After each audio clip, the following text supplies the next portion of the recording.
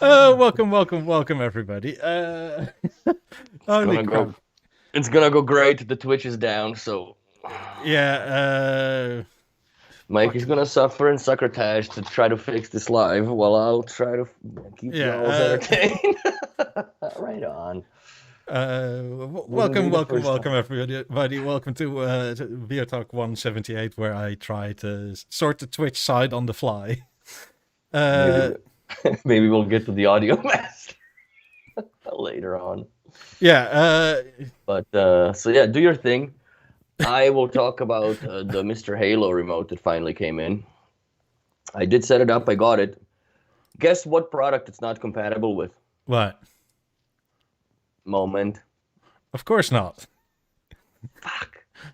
But the weird thing is that I can see all of the sources, even the ones that are turned off. So, like, let's go to Lounge. And if I go to sources, I have TuneIn, Pattern Play, Line In, QPlay, Bluetooth Music, Line In, CD, Home Media, Apple TV, Phone.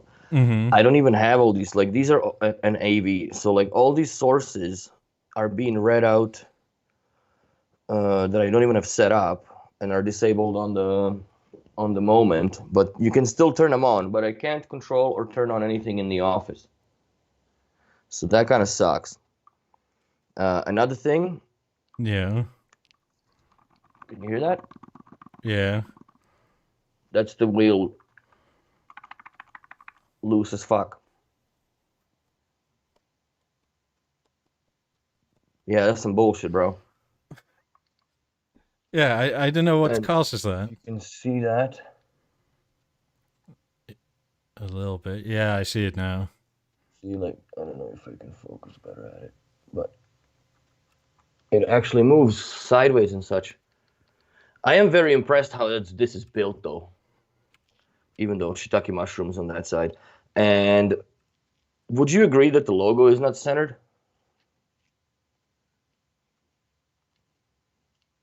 Because I think that the logo on mine is not centered.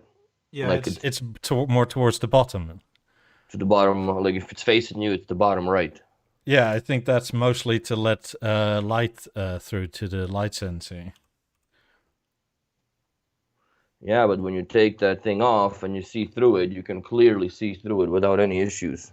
Let me give me some pokey here to fidget it out. I'm liking the battery life on it so far. It's really good. I actually really like this remote, but I just don't like the wobble on it. That's little sucky. Come on, bud. That bitch. That magnet is pretty. That magnet is pretty good. But see, like you can see through that almost. You can see yeah, the damn logo. So I don't understand. I don't understand how that affects it. Where that eye is, like it's all like that. That's what's seeing, and then yes, there's I you got managed on we're Twitch. on sweet, and then there's two. I don't know what these different like. I don't know what these do, but they're doing something because there's these little slats that you can't see them. I don't think. No, But where are they? yeah, It's I really see hard them to see through the them. back. Yeah, they're really hard to see, and they are doing some sort of something, and I don't know what they're doing. But I like it. I like the fact because I was wondering how the fuck did they do that so you can slip that ring on. So there's actually three parts to this ring. There's the inner, there's two inner parts that conjoin in the middle, and then the top, and then whatever they've forgotten to put in to stop it from wobbling. I think it might actually be a tolerance of the sort of self-lubricating plastic it rolls on.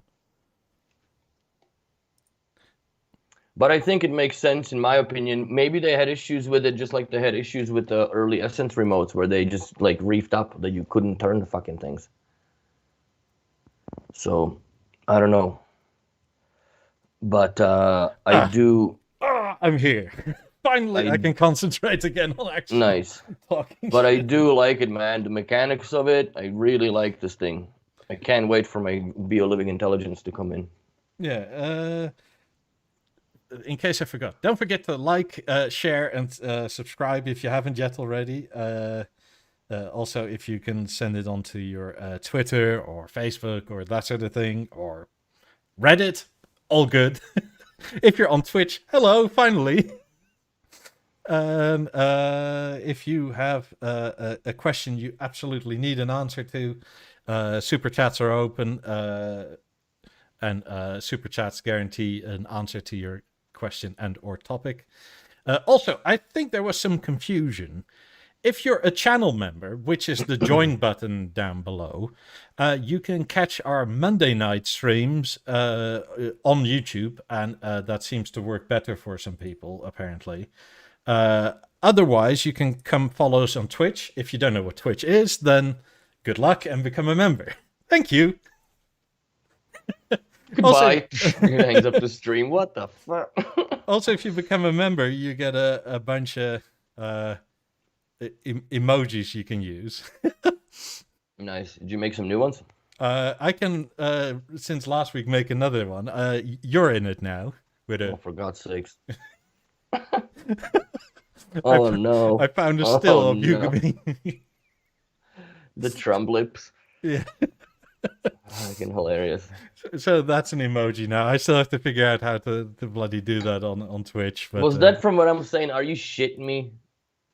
It could very well be, yes. Because that looks like me saying, are you shitting me, dude?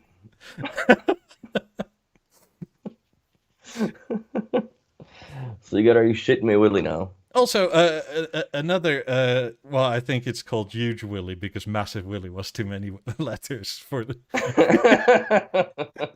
So it's kind of like huge. Oh, Lord. Also, other great news, made some money. Did they? Yeah, they actually Sweet. are profitable for once. Well, for twice, because they have done it, like, I think last year, a little bit. Like, there was some going on in at least one quarter that they... with the cost of investment and reserving money, there wasn't much left. Now they actually have money left over, which is nice for a change. Well, yeah, if you charge 20,000 Canadian dollars for lap 28s, Jesus Christ. A little too much. I think they're expensive. I don't disagree, but apparently that wasn't enough to make them make money. So now let's talk about that then. So since they got this leftover cash now, should they just like maybe invest it into making a new Biosound master or something? I surely hope so. Hold on, I'll make a poll because that's what I was gonna do, and then this whole Twitch nonsense. But I still think like this has a lot of potential to become something like, not that it was bigger, but this has a potential. Like if they did a Mark II with voice commanding to it and a whole bunch of different streaming platforms that you could browse directly on the screen, I think that'd be fucking cat's ass, dude. Because this already does a lot. Like I really like this thing. I really like this remote. I wouldn't think that I would, but I'm all the way in. Yeah, the Halo is quite nice. I like it as a product. It's just that the software is a bit well, I'm glad I waited. Behind.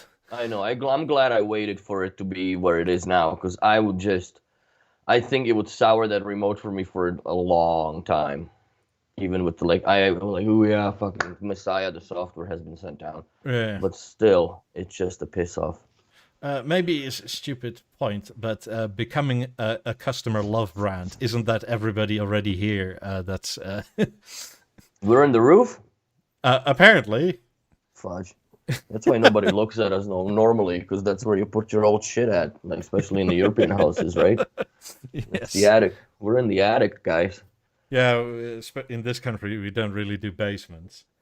Actually, since it's just the two of us, I have some background music. Let me know if it's annoying or too loud. People. I'm not listening to it. But yeah, I don't know. Like, what would be a shape factor or form factor of the Biosound whatever, or the new audio master? Well, what should it do? Edward asks, "Where's the party?" Here on Twitch. Both for today. On Mondays. Since you're a member, it's both as well. But if you're a non-member, then it's Twitch, and it's whatever your convenience is. Mm-hmm. And That's a perk, amongst other things, of being a member. You get a bunch of extra content. Let's see. Do you use an audio master? So far, the majority says yes.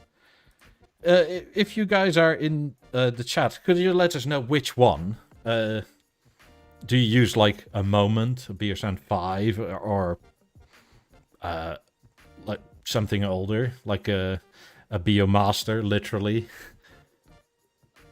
Like Biomilla says, I use a Biomaster 6500 in my setup. It's not my audio master. Most often it's my Essence Mark II. That's also a decent master. I sort of agree with Sergey, but I don't know, like, I don't think the form factor should definitely change for the moment. But I think that they need something that has a screen, that's for most certain.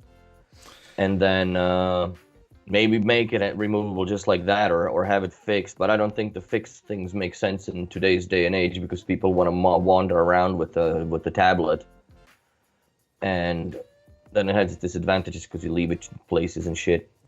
But like with my Moment, I do like the screen of it. The screen part, just of course, there's limited use of what you can do with it now. But I still think that would be a good way to go about something that works with way more streaming services. Like I definitely would put what's that crazy Rune? Not Rune, those streaming services. Jeez, I can't think of any right now. The one that's owned by Jay-Z or whoever it is. Oh, Tidal. Yeah. Like it should have Tidal or any of those Pandora, I guess. Any of those subscriptions, and whatever else is cool. Or it should be upgradable. Like I don't think it should be restricted by any means. Would there make sense to have basically a tablet that you could let's say it's Android driven, because that's what they would probably do, because it's way cheaper to go against that than going against Apple or licensing from Apple. So, but then could you not have, like, in their own Bio portal, have basically reserved links within the device screen or device's menu somewhere that you can go on if it brings you to that, like, your music shop folder per se, and this would be now. Okay, you can download TuneIn, you can download Deezer, you can download Pandora, you can download Tidal, you can download whatever, and just log your shit into it, and then that is your service, right? The problem with that, I guess, would be is how do you multi-room distribute that and get away with copywriting, right? Because then it's against and so on and blah blah blah. Like that is the only thing that from that device you would probably have to use some sort of a Chromecast of some sorts. Yeah. So I posted a link to the forum because there was quite quite a discussion going on, and I invited Sandeep to come on because he's quite opinionated on this, but he's ill, unfortunately. So he wrote me a little bit, so I'll read it out just so he's spiritually still with us, although he's not dead. Like making it sound like it. God damn it! What's wrong with him? So Sandy said, well, first and foremost, most existing customers probably have no interest in a laundry list of stuff that's super high end or network transports, i.e., units that do DSD, MQA, external storage, ripping, that sort of thing. But the core is more towards the too simplistic, limited end of the spectrum, to which I agree with, honestly. Simply adding more integrated services, the easiest one being Qobuz or Tidal, and make it Rune ready is kind of all that's required. That shouldn't be too big a ask. Many brands cover these, i.e. more bases with their streaming boxes/units. So not too big or unrealistic a goal. Also, with this change, if this is solved, then the Halo or a similar device can actually be a special part for browsing, discovering, and going through your music. this would also not only be good for us people with Halos already, but it would differentiate from just about every other brand, because nobody makes something like a Halo or something that plays out of the box nice with Biolabs, unless you have the super expensive ones like we do, like Sandeep too, like 50s, 90s, 28s, that sort of thing. Most people seem to prefer Qobuz or Tidal or locally stored music over Deezer, which I totally understand. Yeah, Christian also posted a link. I'll get that. Let's see what Deezer has to say. Where was I? The broader point is that a lot of existing customers for like the 28s, 50s, 90s, they end up spending on like an audio master. Like you can read in the thread on the forum, Sandy bought a Lin streamer that's Rune ready, so it streams locally and then goes, I think it's digital into the 50s. And he says the difference versus PowerLink is quite big. And I do get that, especially if you're catering to people like you with 90s, right? That are much more so into the nth degree of music. You want the least amount of nonsense in there. Yeah. And so what it comes down to, more or less for Sandeep, is that he bought a Rune Nucleus, as in like the storage server to browse local music.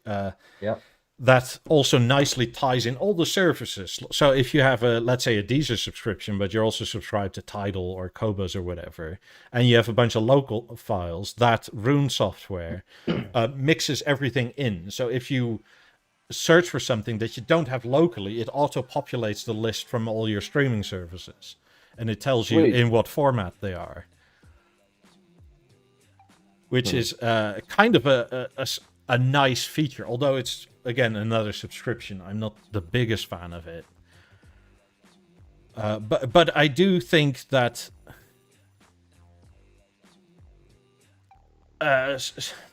if you look at the core, right, the core is too simplistic. Like there was another thread where somebody wanted to stream to Biolabs, attach his TV, and then also a record player. You can't bloody do that. Good luck. I mean, fortunately, we're Biolab 20, so they have RCA in, and he had a volume regulated preamp, so he could do it that way. Because then you just go up and down on the preamp, right? But it's... Personally, I think the core should be bigger and have more in output, so to say. Yeah, it hasn't been accommodated for that, like, because there is no, like a audio switch, really, that you could plug into it that is automated, you know, like ABCD, but then it's just RCA cables. I don't know, like, what is there for inputs? And quite honestly, like if you want to do the core with the speakers to the TV, which I'm going to be doing in next few weeks, the challenge of it is you can't have it join anymore, because that turns on the delay on the network link. So you either have it as a standalone with just a set of speakers from TV, or you have it as a multi-room part of the system if you wanted to do that, but then you have no TV. Then you got to get something else. You get another core, or just drop, you know, another grand or whatever and buy a Biosound stage, which then makes sense. I think I'll make another poll because I need to know people's opinion on the core, quite honestly, and. Come on, YouTube, because people, you should. My beef with the core is also their just idiotic power supply. Like it doesn't make sense. Hold on. rip my little Canadian cottage down, bastard. So yeah. Right? Mm-hmm. Why is this so big, and why is it sticking out so much? Like, this is so big that when you actually have it plugged in to a power bar in a rack or like in one of those boxes, you can no longer close it because this ding dong doesn't allow for it. Yeah. So it only has to be like it.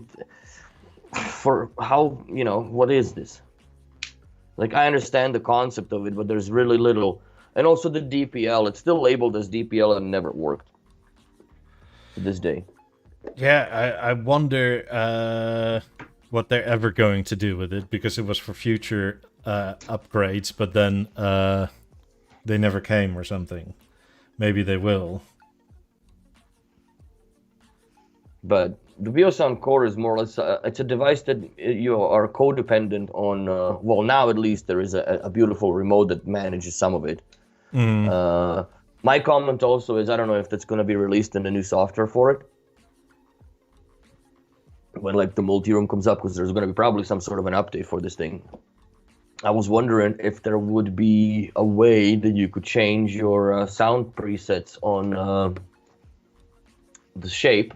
So you can go from band on the wall to following to that band on the wall deal. Mm-hmm. I think that'd be cool to have it set up inside to be able to control it from the remote. And I think also that they should be able to control the 90s. Like, this remote should be able to just connect to a BeoLab 90s and BeoLab 50s and just select sources and control the volume. Yeah, I mean, I've been pondering this a bit last week because when was it last? Not past Friday, but the Friday before. See Through You on the forum. I think he has 90s and a Biosound Core, Biosound Moment, that sort of thing. But as per usual, it's like you're so limited, or you're limited to streaming into it over AirPlay / Chromecast. Yes. Which is not bad, but you're almost forced to, in my opinion anyway, you're almost forced to buy a second product that purely does streaming duties, like an iPad or whatever. And you better hope that you don't have your iPad linked to your FaceTime or that sort of shit. Because as soon as a call comes in, it cuts the streaming off. I'm not entirely sure how this goes on. So then all of Android. your notifications go through as well? No. I mean, that's local, right? But when I stream, like, let's say I'm in the YouTube app or whatever, and I AirPlay into when I had the level, if my phone goes, the streaming stops because you pick up. Oh. I mean, it's not the worst deal, but it's kind of like, surely B&O could have a way that they can make a product that does something like this. I mean, in my mind, I have the idea that if they were to redo something like this, it would probably be similar to the base station of a Biosound 5, just with modern hardware. Yeah. Because then, I don't know, make space for 2.5-inch drives, or 1 3.5-inch drive, or something like that. I mean, you can get those in, I think 18 terabytes now, the 3.5-inch drives. And if it's a bit more powerful, as in, because I think the inside of a core is like a 15-watt part, maybe? I mean, you can probably look on the back, see how much it pulls. Oh, the core itself? Yeah. You actually believe that my eyes are going to be able to read this fucking text? But as an old man, I have technology where I can turn on my camera and go to a macro lens, bitches, and I can read that like it's a goddamn wallpaper. This eats what is it, output, 5 volts, 3 amps, 9 volts, 3 amps, or 15 volts and 3 amps. So it's got 3 different outputs, I guess. Yeah, so it's it's not really all that powerful in terms of computing. Whereas at the time, the base station of the Biosound 5 actually kind of was a mini computer. Well, that was a fucking desktop, more or less. Like, it was a little desktop computer with the Windows XP super stripped down, and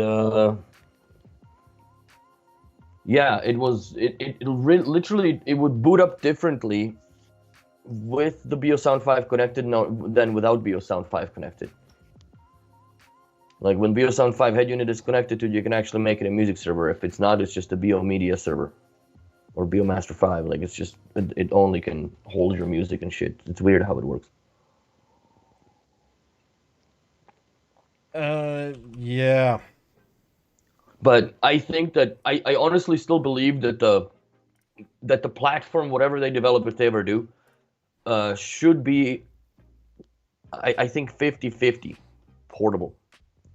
Maybe what I would do is where you have that, like just like the Moment idea, right? Where I think that's where it's going to evolve anyways. Because if you look at them, the Biosound 5 and Moment, they have exact same angle of tilt.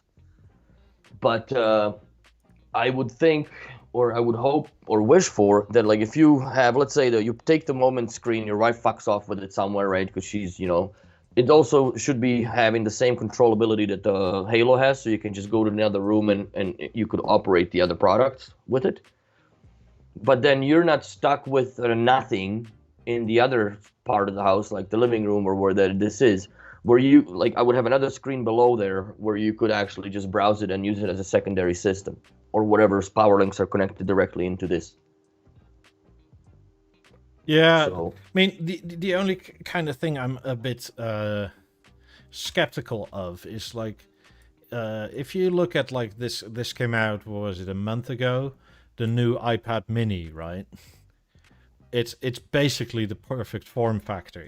It's about the size of that Moment screen, and it's fully supported. So, do you really want a handheld device that's like B&O, but that also with the longevity issues comes with like spare parts, screens, that sort of Moment shit? Or would it be wiser if we all sort of let the physical interaction of mobile devices for that particular kind go and say, go all in on app development? At the end of the day, I don't want to hold my broke ass phone when I get home. I'd like to hold something that is just for one intent and that's it. Because I always find that when I pick up the phone, yes, I pick up music up, but then I fucking drift off to something else, and then I'm not really even listening to the music anymore. I'm just sitting in front of the speakers reading shit and whatever conspiracy theories and whatever else just fucking rolls into my fucking feed. And yeah, and then like all of a sudden the playlist is done. Like, what the fuck? So I would like, but when I listen to music with Moment, that thing doesn't do shit other than up and down volume, and you can browse music. That's it. So it focuses on that heavily, and I really like that. And I don't think, like, I don't know, personally, I know myself, and I know for a goddamn fact I don't have the capability to fucking just not drift off on a device that has more than one application of use, period. I would have something that is completely stripped, that you can't do shit with other than download music apps. But then with that comes the question of how do you multicast that into the environment, right? Because then I don't know how you would do that. I just don't see it happening. Yeah, well, that's kind of what I like about B&O, let's say a Harmony or the B&O radio on the Mozart platform, is that the streamer is internal. So your phone or app connects to the device, and the device does whatever you tell it, but it's not coming from here. Only the command is coming from the remote, so to say. See, but I'm not alone in the chat, man. Motherfuckers be all drifting on their phones too when they listen to music, so that's... I don't disagree. That's not it. It's more the price of everything. Because initially, when the Moment came out, we didn't expect to be at the spot now, 4 years later, 5 years later. Oh, no, dude, that was a Kool-Aid city. Like, everything was supposed to be fixed. And then I finally realized that once it never really had a speaker profile for the Lab 90s, they were just other, no matter what. I'm like, oh, this is never getting fixed. But that's kind of what I mean. Like, but not only that, let's say you drop that tablet, right? Getting a new screen is kind of hard now, if I'm not mistaken. Oh, yeah. But that is kind of... because most of the stuff we buy with B&O has longevity in mind. If I'm not mistaken, so does the rest of chat. Like, you don't buy this stuff to buy a new one in 3-4 years. Yeah, I understand, but it's not a Panasonic Toughbook, bro. Like, you know, you gotta be also treating it with respect. Like, if you... I don't know, like, I had a couple close calls, but, like, I just have... I know for a fact that since the accident, my left hand is not to be trusted. So if I do something with it, I never hold it around, walk around with the fucking thing. I put it in my lap and I do whatever. Like I do my due diligence to know, and I don't have that many people come by my place to be, you know, dicking around with it. So I don't know. I still think, yes, and if you have hardwood floors, they're relentless, right? Like I've had a couple people that had I finished one install, dude. It was a BeoVision 12. His existing 6000 and 3500, and I put the lab 12s on the wall. And Beo6 fully set up. He gets home and basically snags it with his what is it? The man bag fucking loop. Drops it off the countertop. The fucking screen is done. And that lasted, 5 hours. I guess a day, because I was there to show him, and then the next day he did it. So, yeah, that's something that, like, I wouldn't want it to be fragile as it is, but... yeah, but this is kind of... I mean... I'm in somewhat both camps, because I've held the tablet of the Moment, and it's a very nice thing to hold. Don't get me wrong, I prefer holding that over an iPad. However, if B&O gets a supplier for, I don't know, let's say it's an 8-inch screen, right, touchscreen. Is that provider still going to provide that screen in 2, 3, 4 years from now? Well, answer is no, and also there's the risk of like, okay, so if you buy enough to have enough to service, these screens also age with time. So no matter if they're used or not, they're still gonna fuck apart. Like if I look at my Serene phones, one of them was basically never used, and you open it now and it's just yellow lines right across the whole thing. It's almost illegible, like untouchable to read off of it because you can't. Yeah. But you know, that's just the lifespan of certain things, and I'm certain that the same will happen to the Avant and so on and so forth. Really, like everything, including us, will go at one point. So I'm not looking at it that. I'm also not looking at it for the. Okay, let's just start this over. Back in the day when B&O was making things, the era of electronics and the amount of options that people have now was unprecedented, was unimaginable to these people, to us back day, right? Because all you had tapes, maybe you had a fucking cool, and you had like a dual deck and shit, so you can make your own and mix and such, which there was no copywriting, because, like, you know, just take the fucking scotch tape over top of the whatever and you're going, right? And then there was CDs. Before that was vinyl. I'm not going to get into that. But the generation, like, vinyl is still around. So the people that invested in vinyl essentially are now laughing at it, because everybody went through all these different medias, and now we're back to the goddamn plastic again, right? But if you look at it from nowadays, like the amount of computing power that the next level apps will require in order for them to function on an antiquated gear is going to be, they're just not going to work, right? And I think that we as a humanity, we completely built the obsolescence into it now by default of how fast we move with tech versus how much, I guess, we consume certain things, and it has to be newer. But and not, don't get me wrong, like there's always a push forward for new, but I just don't see sustainability of nowadays mass audio master of some kind. Like if you look at an audio master from like the one you have behind you, that's from the 80s, dude. And it's still chugging along. That's like when the phones were rotary phones. Yes, young people that do phone somebody and do that, that's not, it's this. Oh yeah, because they fucking hell, that also changed now, didn't it? Yeah, back in the day you did this. Yeah. Now we do that. And you fucking slam it too. We're done with it. The best ones were the one on the wall because you could like slap it down. I like when I was texting her and they're talking to you with fingers fucking typing on an air screen in their palm. It's weird, but it's weird. But that, not to deviate, that's just a change of how eras change. So I can't even expect Moment to last forever, obviously. Like you expect lasting the mechanical devices, because they're not they don't draw that much heat. They don't, and the only thing that really strains on a 9000 is the damn laser. Mm. Right? And you can have the CDs forever. If you have a crate of CDs, you have them forever.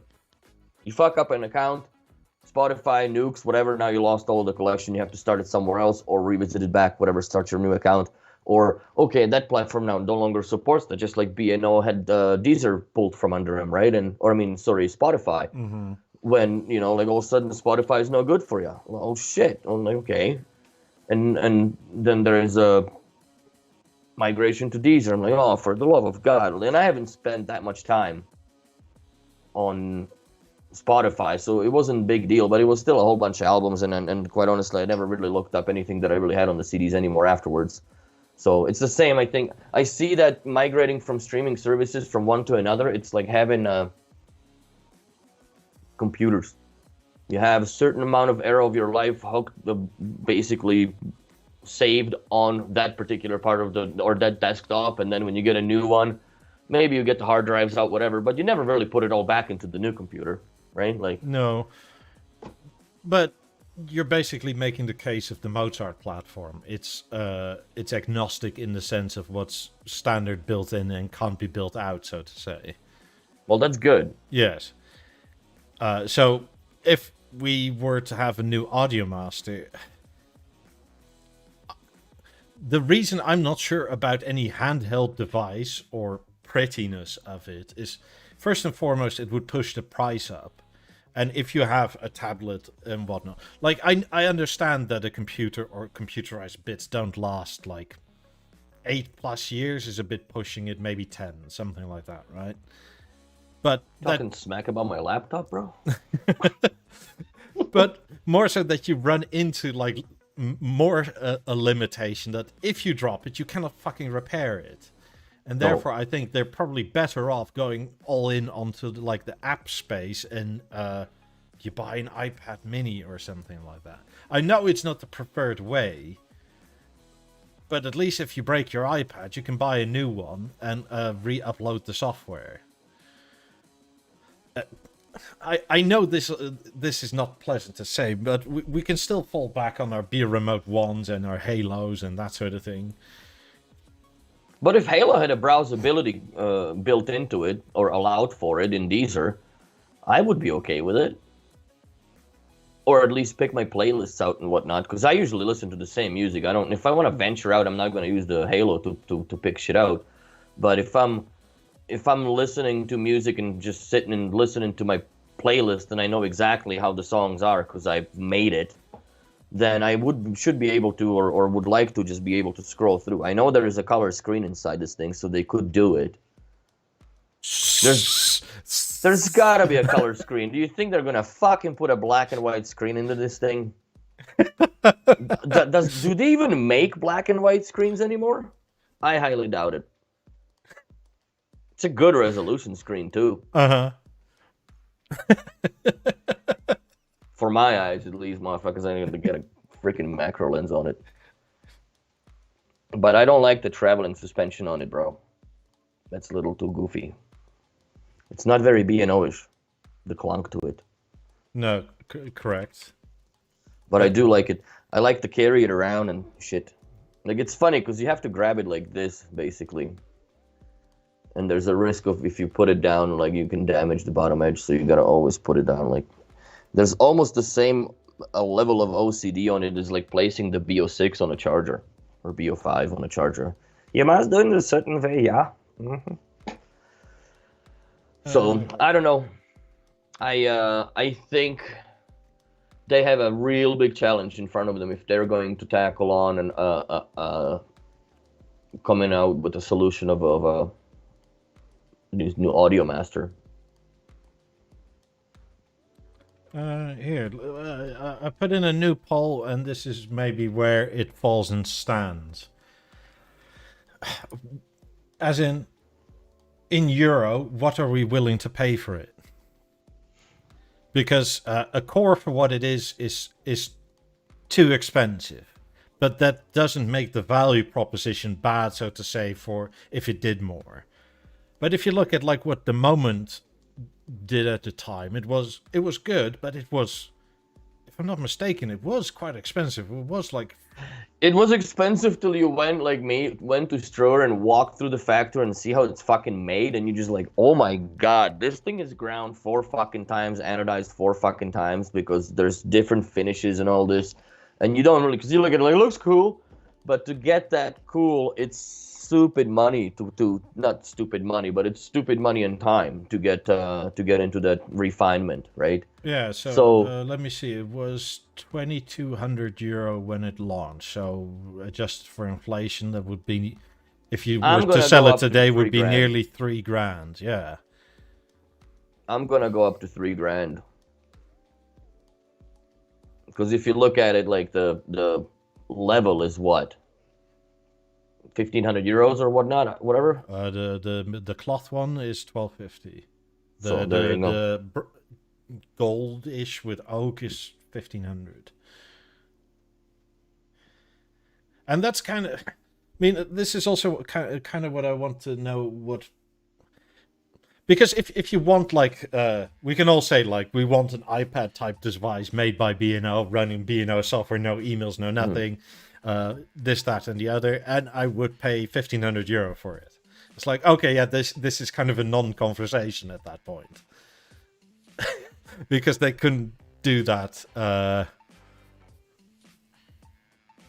They couldn't do that and or make money on it. I mean, they're not in it just for the love of music. They also need to survive. They need to make some money. There's got to be a certain way of... I mean, and if you look at what other people do, like Name or Lin, I mean, this is kind of what I was talking to Sandeep about. Like, so he bought the Rune Nucleus, the Lin streamer, and DAC, and that together was £5,500, I think. Yeah. Fuck. So, and he's a BLab 50 owner. I mean, it may be more that this conversation is a bit more skewed to the high end, and if you have like 8,000, it may be less important to you.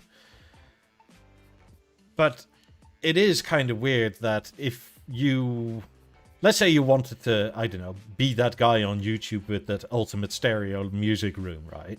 You buy some 90s and then go to your dealer, how do I play anything of these? And he goes, a core. It's off your phone. It's like... So you're saying they're Bluetooth? Yeah. I mean, and that does strike me as a bit stupid. Yes. Because surely you can make a package deal with 50s and or 90s of a Moment type device.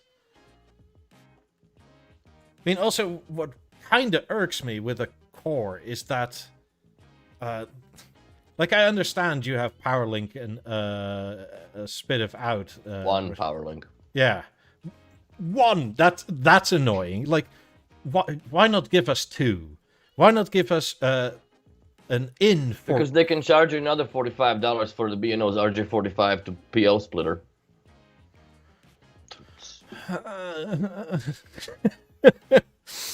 And another 0.5 meter cable, because that's the shortest that they make from RJ45 to RJ45. I mean, yeah, Michael Fairland says name's top streamer DAC is around that price, he thinks.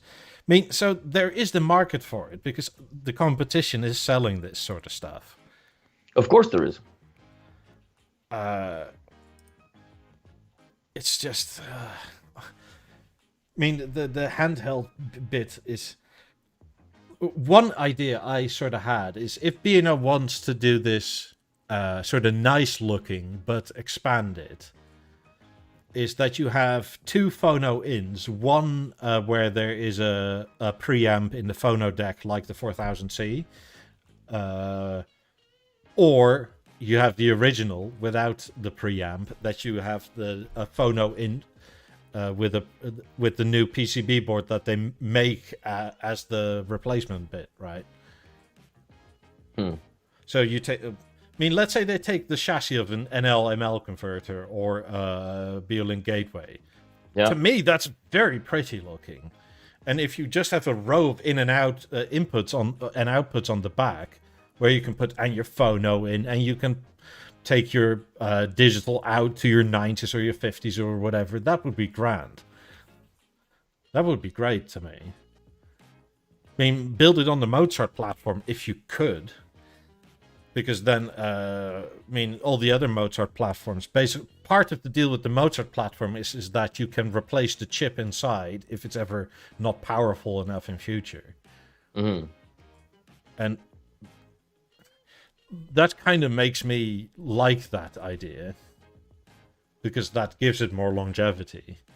I mean, I'm still on the fence for remote control. If you can do it with a Halo, absolutely fine. No problem with that. But if it's a dedicated new audio master control thing, like what the Moment is, like the screen wirelessly connects to the box, then I'm not so sure that's a great idea for longevity part and that sort of thing. I mean, if they could, because I don't think you need a whole lot more power than a core, but it would be nice with a little more, like double the computing power. You can do a lot more with it.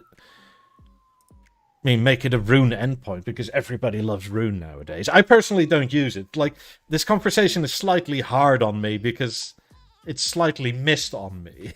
But I spoke to Sandeep and I'm trying to convey other people's... So does Rune have like an HDMI output maybe? Or no? No, Rune is more like a software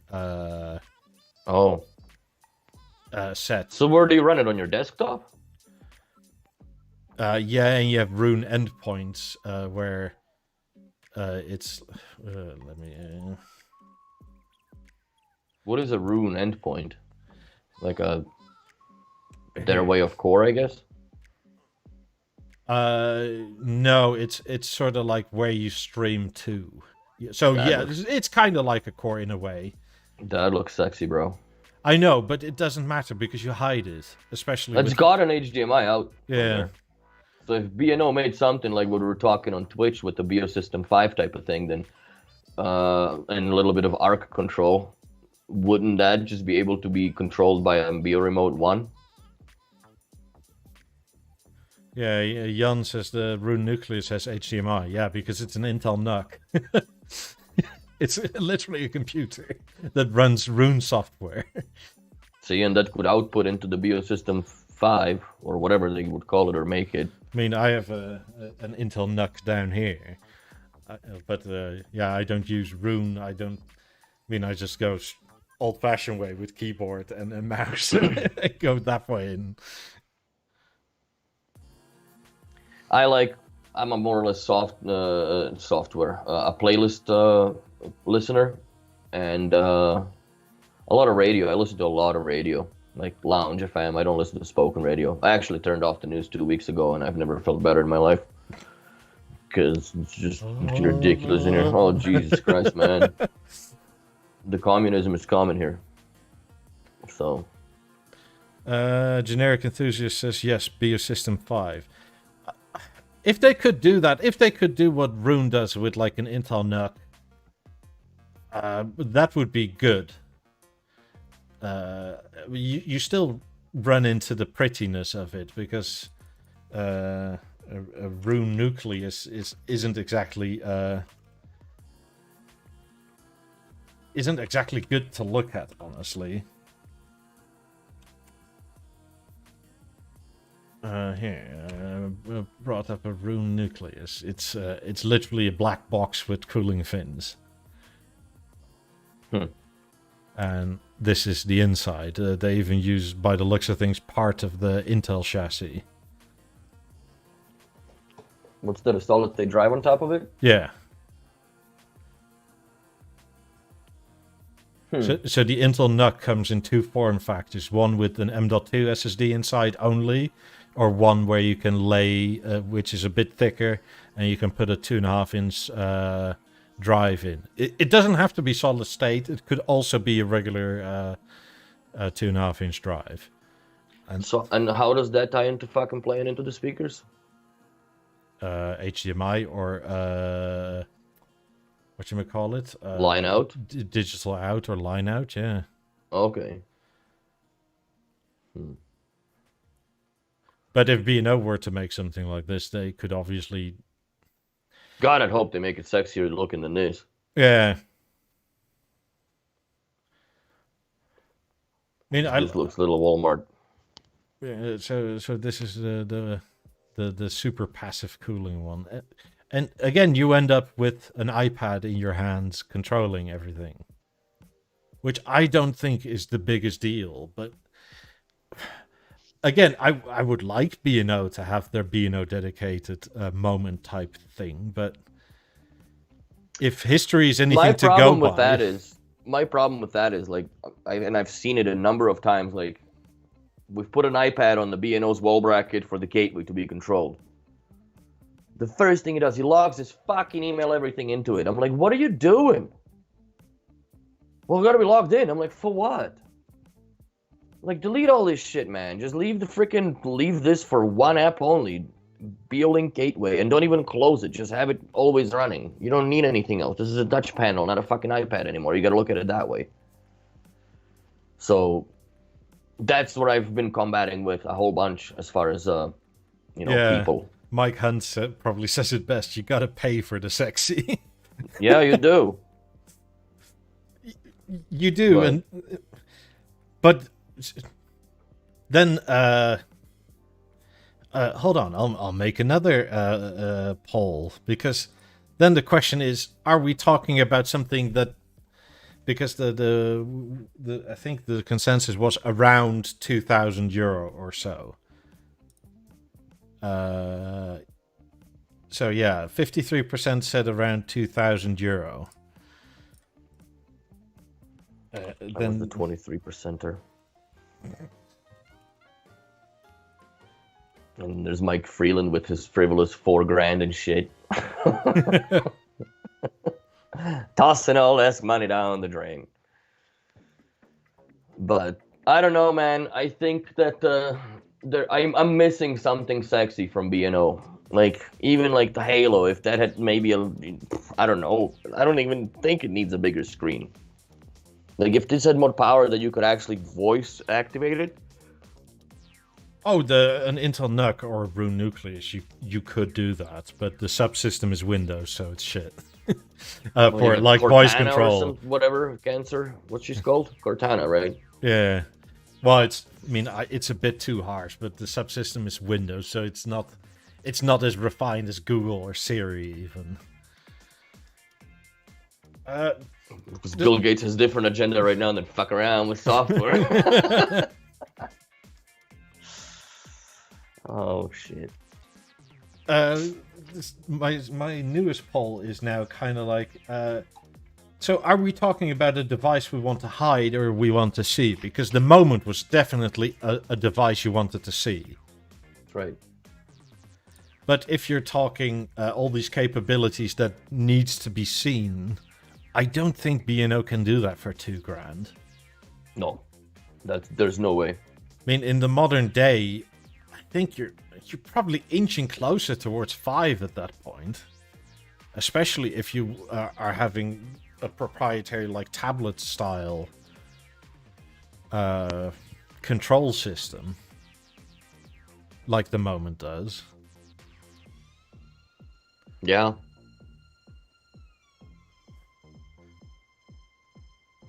What if they just there's another thought, like have a touch screen on a new speaker, that becomes an audio master, something like level, like, or I don't know, I can't even fathom or imagine it, but something that has a screen on it large enough that you could use.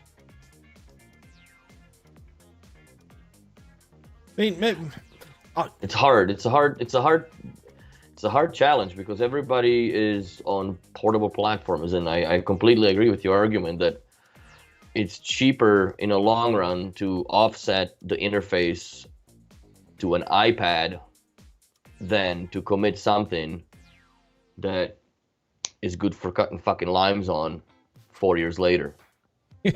yes. Actually, John offered me a dead moment to make a video of me cutting limes on it. You should totally take it. Tell John to save on shipping and just buy some limes. I think he's more of a beer drinker. Whatever, just gotta fucking, I'll pay for the lime. I'll go drop a couple bucks on his, buy me the coffee, I'll buy you some limes, bro. Go chop the shit. Buymealime.com/matches. And send it to Mikey and he'll post it on his channel. Nobody can tell hands. Yeah. Supersonic Boy, which I think, if I'm not mistaken, is see through you from the forum. Willy, my 12-year-old Merc has VDO. All pixels still work. A good quality screen can last decades, if not longer. The problem is that B&O used cheapest chips LCD screens that was out of date on release. I know. For the moment specifically, I completely agree with you. Because if you look at the Biosound 5, there's nothing wrong with them. Some do fade out a little bit because it's still a CFCL, cold cathode fluorescent tube light. Yeah, that just burns out over time. It just not goes, so much the colors, but the backlight, so the brightness. The backlight, the colors will still go. Yeah. But, you know, it's just, it's sad where it went. And, it, you know what, regardless of what the fuck displays in it, half of it doesn't work anymore because you can't do the flow, you can't do the, you know, the pattern plane is all half crooked now. And that's about it. But if they do something different, because I sold my level and I got another one, but that's already sold too. Fuck. It's a good puppy. Very good puppy theory. So I got 2 more coming in, and this one I'm actually going to keep because I want to fuck with the Halo, and when the BLI comes in, then I must say though, your Mercedes has an automotive grade screen in it, so it's not so surprising it's still going strong after 12 years.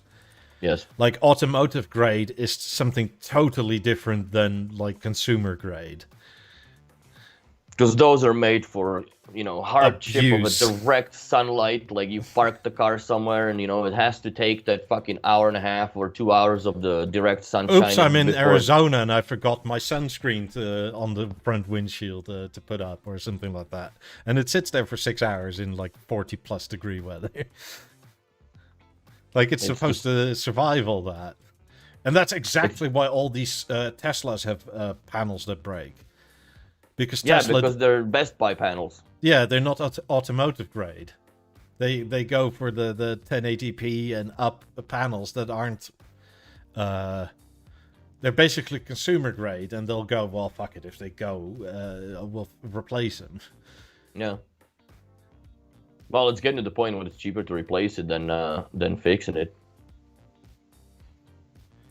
But yeah, but I think I don't agree with cassette. I think it shouldn't be a hideaway box. I think it should be something that is present if you want it to be present. It's something that you could hide away, like the gateway is, right? It still looks nice when it's sitting on its own, but you can still hide it away, not ever look at it. But it still has a presentation of some sorts. When the core doesn't even have a fucking wall bracket, so you can't really even like. It's always some Velcro jigsaw puzzle bullshit that you have to do. That I have to do for you to strap it onto something and whittle a fucking whip out of horse shit because this doesn't have it. That's what I don't like. I think that should have been like a Beoline 2 freaking just a simple piece of bullshit plastic bracket on these things. So you could put that on the wall. But that's just my onion. No, I agree. I mean, I wonder if we're with the core entering EOL stage because of the Mozart platform, and it's still on the ASE platform on the core. So they better make some for the Biosound shape as a replacement, or they're gonna keep. The core I think that's it. actually the shape is kind of what keeps it alive, really. Because other than that, it's if we're now moving into the era where the speaker itself has a streaming device in it. Like, what's the need of selling the core other than for backwards speakers? Yeah. And I get that and I appreciate, quite honestly, that B&O keeps stuff like this around for so long. Because many other companies really don't. Like, we have new stuff now. The old stuff is basically unusable. Good luck. Buy it off of eBay or something. Yeah, but to the testament, 9,000 behind me, it still works in 2021.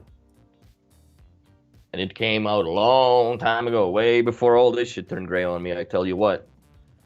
So, it's been a long, long time. Yeah, Woodcassette on Twitch says, I'm thinking just from a longevity standpoint, anything with a screen is going to look outdated and not supported like the moment. That's kind of why I'm saying iPad. I don't like saying this, but realistically, thank you, Don, dear leader. Don says, thanks, Don. Don't hold back, Willy, give us your real opinion. Oh, man. I don't know. I don't know what they're going to do for the new. I think that you're right, though, what you said with the screen dating the technology by default. But I think we're at the era now where is it really the screen? Because we've gotten to the point where resolution really doesn't matter because it's past your eyeballs fucking capability to see pixels now. So on that sense, like, that's stuck in its time because we're not gonna, like, our shit's not gonna go to 8K just because the TVs are going 8K. Like, how you see and what you see is how you always will. Yeah, this is interesting too with the panel on the top. What is that? A Rune? No. This is Hi-Fi Rose. It's from Korea. And it's a streamer. It has a DAC inside. You can attach your record player to it. It has, I think, Deezer, Spotify, Cobus, Tidal, all natively built in. So that's interesting.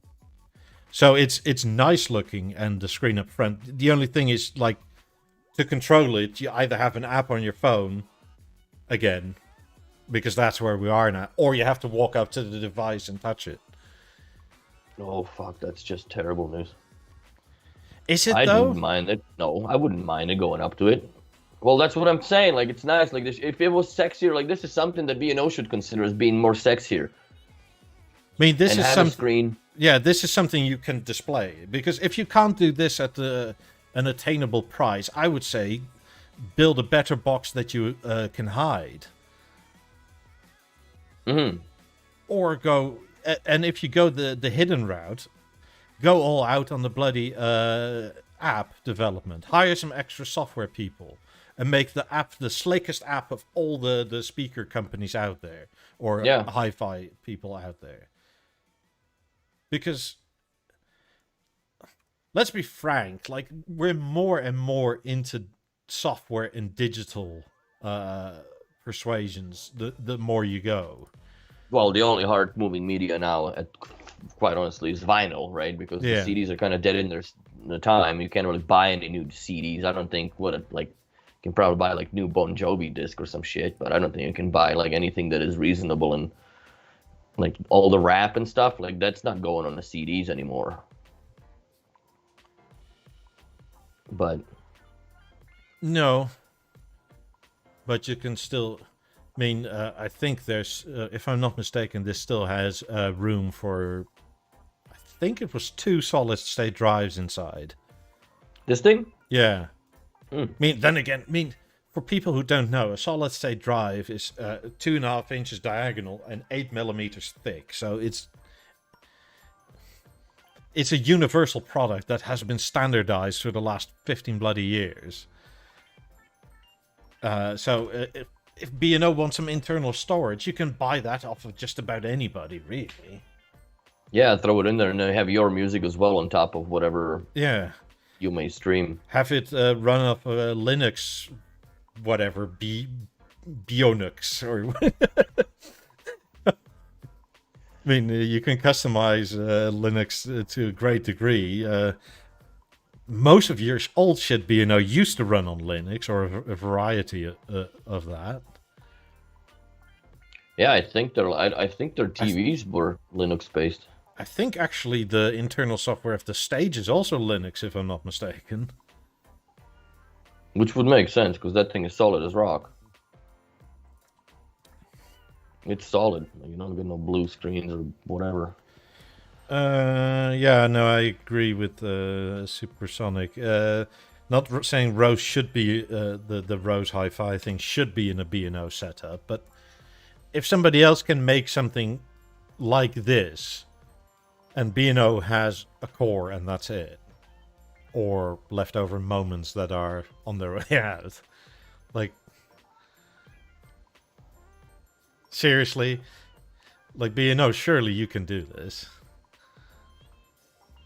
I would like to have some sort of a, I like the idea of having solid state drives, because I do have a ton of music on the BioMaster that I would go in, and in case, even when the internet goes down, or places where I'm planning to move don't have internet at sometimes, then I have something that I can go with or use. But we'll see. We'll see where the wind blows. I mean, I guess it also... so the poll more or less says most people want it visible. 56% want it visible. Yeah, I then think be we're prepared for 10 grand fucking bill for it. Yeah, especially if you wanted B&O nice with a remote or any, like, quite honestly, what I was always amazed by, like the Beolink Gateway or an MLNL converter, right? Same box. It's a beautiful box that you kind of go like, wouldn't this be better hidden? But it was pretty to look at anyway. Mm-hmm. Which always sort of, I don't know, I thought it was weird. Like, why have that out in the open when it's literally a converter? I mean, if the roles were reversed, if the core was the Beolink gateway or converter, right, that would have made total sense, because then you have the choice of like, ooh, I can look at this shiny, nice piece of aluminium, and the That's converter thing is a big round puck that you just hide somewhere. That would have made sense to me, but somehow this happened in the reverse. Yeah, I think the core should have been, for the money that they are asking for it, it should have had a little bit more aluminium on it, a little bit more pizzazz than what it does, because you can't be serious for now. $1,300 is what it costs. Like, it's just way too much money for a PCB board and a obtuse power supply that comes with it. Yeah, even the Essence, like Sarah says, the Essence was a good looking box. Yeah, or the transmitters, because they were all the same again. The transmitter one was good too. Like, what I liked about it, even with the gateways and converters, is that no matter what, it stood out in the rack. No matter what. I've got one job that I did when the essences were cool.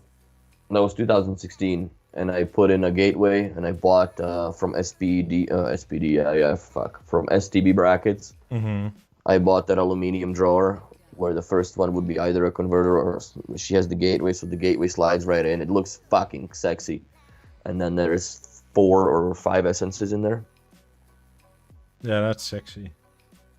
Yeah, that house is wicked. I mean, I also still very much like my new remote. Yeah, the Essence remote is fun. At least you can change channels and shit on it now. Yes, and you still can't on the Halo. No, I came across some weird quirks that happen. Also, another thing that is really deceiving on this that I kind of don't like is the inner reflection makes it look like the display is broken and it's seeping light from both sides too much. I don't know if you like. See? Like yeah, I kind of. You know what I mean? It's really funny how that. I'm like, the fuck is wrong with the display? I'm like, oh no, it's the ring. It's the ring, bro. Yeah, just wait for the black or.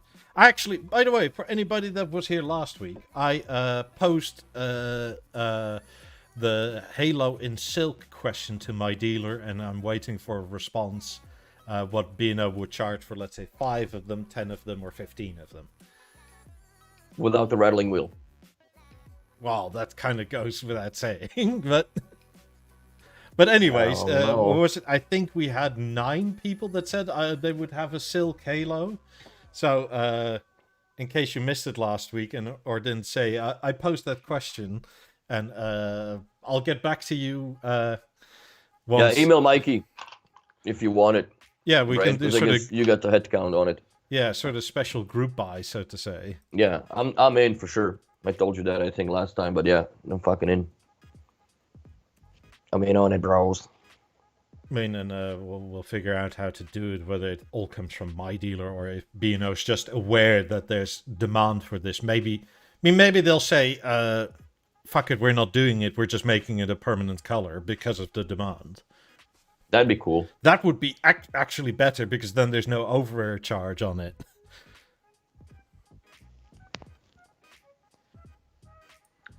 Tigris says that I think they need to hire you, Bio, Willy, and Mikey in advisory capacity for 6 months. I think we would make a little bit of a push for good. Yeah. But I think we're already doing the push for good anyways with this podcast, because we've been doing it for now almost 180 seasons or episodes. And yeah, we're definitely... A lot of things that we've complained about / bitched about hard at some points are now fixed. And I wonder if they would have been fixed to the extent that they are fixed now if we weren't doing this and whining about it. You know? Yeah, well, hello, Christian. Surely at some point at Monday you go, oh, these guys were bitching about something again. And they actually showed proof of the rattle. Yeah, but that's, you know what, I want to also help the dealers, because it's not just, you know, I don't want the B&O to have that same answer. Watch it slip out of the fucking cradle, whack on the keyboard.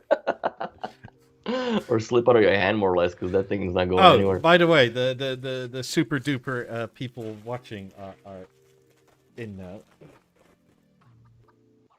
What, you're gonna have some chips now? No. Something I forgot to continue last week, sorry. Oh. If you want to win an L B&O t-shirt, email me with an anecdote. How did you find us? Or show some pictures, or maybe you have a joke. Actually, B&O. So, for real. This one is an L. Next week we'll have an XL, and then the week after we'll have an L again. So you can get it for your wife too. So you can XL. There you go. Well, this is European sizing, so L is like medium in here. No, actually, that's all right. I'm pretty sure this would be too big for you. For me, L? Yeah. Or on the verge of. You'd be surprised how much I can grow into things, bro. One more lockdown and you're there. One more lockdown, I'll be fucking rolling with the oxygen tank on a wheelchair, supercharged. Music gets you there. There you go. If anybody wants to win this, send me a funny story. How did you find us? Some pictures, that sort of thing. And if you're an L, we'll go over it next week. And there's no particular draw or whatever. Just whatever stands out most, and you'll get a T-shirt. Do it. Do it, y'all. Anybody in North America wants to buy a Lab 9? Was it 2 weeks ago we had a yellow medium-sized one of these shirts, and nobody responded in 2 weeks, so I guess we either don't have medium people with us, which I'm 100% sure are there, or nobody emailed me, so my girlfriend now has the medium. So tough on you. If you guys can't claim a free T-shirt that I'll send to you at my own bloody cost, then I'll start doing other things with them. So fingers crossed, Willy. I'll send one to you if nobody claims it. All right, we're gonna have blue shirts together. I don't fit an L. No, you're wearing a blue shirt now. We can just match, right? Be shirt buddies on a podcast. Fuck. Supersonic has a funny comment. When my now wife came around to my house for the first time, she told me that my bachelor pad looked like a B&O shop. I stared at her with a straight face and says, "Yes, it's great, isn't it?" Wonder what the ladies make of Willy's pad when they come around for the first time. They are definitely blown away. And yeah, thanks for the comments, man. They're definitely blown away. And I did a tour. I'm fucking proper hungover for it too with Henrik, and it's on his channel, and it's probably one of the very few ones in English, obviously. But yeah, I walked through the entire apartment in there, and then through my gateway setup and how it all works together, and so on and so forth. It's funny because a lot of people that come in here now, I don't have many strangers come in. It's only the people that clients that come into the apartment when guy came to pick up a set of Lab 5s and shit, and he already comes from automation, so he wasn't wowed, but he was super impressed. And if there's any new women, there's my friend brought her girlfriend along.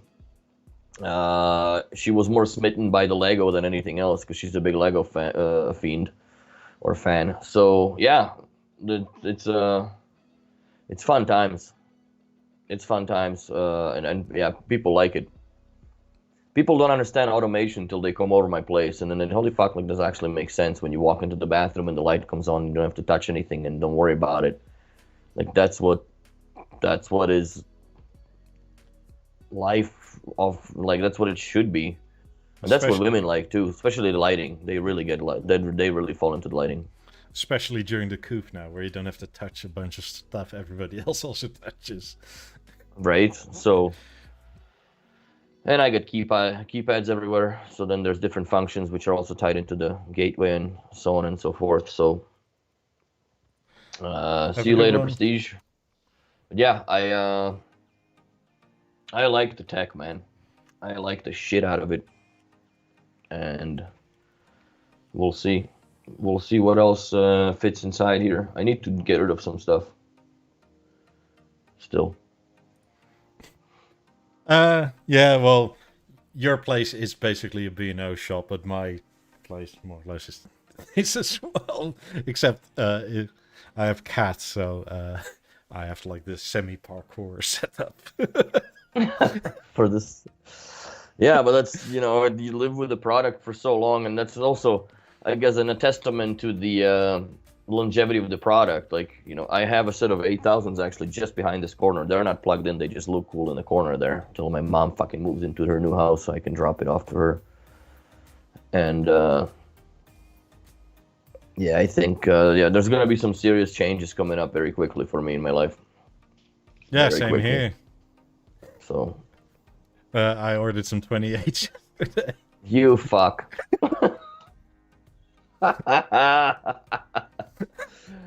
What color? Oak? And Yeah, silver? normal oak, not the light oak nonsense, and silver. Oh, I pity the fool. That's fucking hilarious. So what are you getting rid of the lap 3s or where are you Yeah, gonna put those? get rid of the 3s. So there you go, guys. Mikey has lap 3s for sale. Email him for pricing. Yeah, And links he's got down. him on the floor stand, bro. Yeah, those are nigh on impossible to find at the moment. Yeah, they are. Because they're also good for lap 4s because that atrocity that they've made now with the lap 4 on the little adapter for the lap 3 stand works perfect. And you can route your cables through. Now I have to wait for my next purchase until I move to America. Like, 90s don't fit here. When are you planning on going? I don't know. We'll see. Depends also a bit on familiar circumstances over there, and because I'm planning to be gone from here by March of next year. That's my goal. I just hope where I'm at it's gonna be good enough internet that we can continue doing this. Because I am bringing most of my B&O with me. I'm still debating if I should bring the 90s or just don't worry about it and leave them here. Put them in my mom's basement. Supersonic wants the Biosound 9000 again, just to hang it as art on the wall. Well, that's also going, so you can buy mine if you want.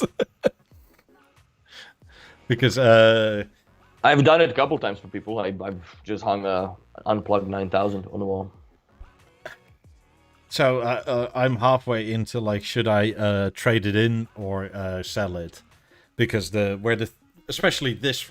So I don't know. There's a plant there now, but this 3, right? There's another 3, exactly the opposite side, but the 9000 hangs above it.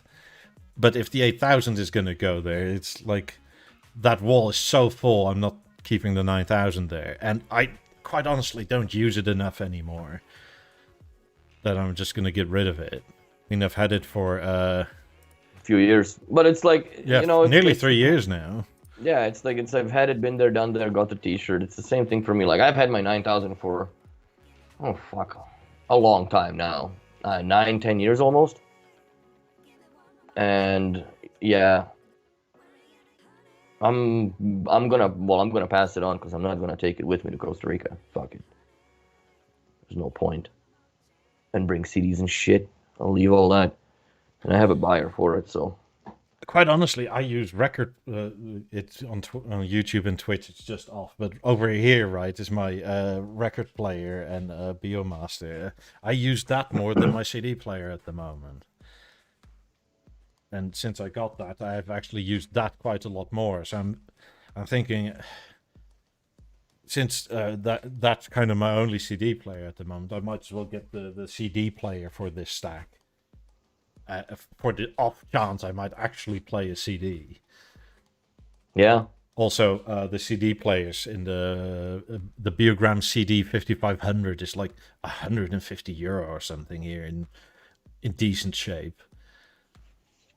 So it's again like, that's not the money either. Biosound 9000 is a lot more expensive, and kind of sad I don't use it. But then again, I'd rather have somebody else have it and enjoy it.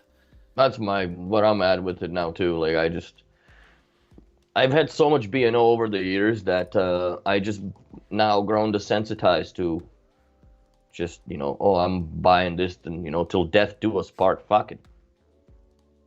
Sell it off, pass it on. I'm done. I'm over that era. I've enjoyed it. If somebody else can enjoy it as well as much as, or at least as much as I did, then let them have it. Let there be light, I guess. Let there be a party.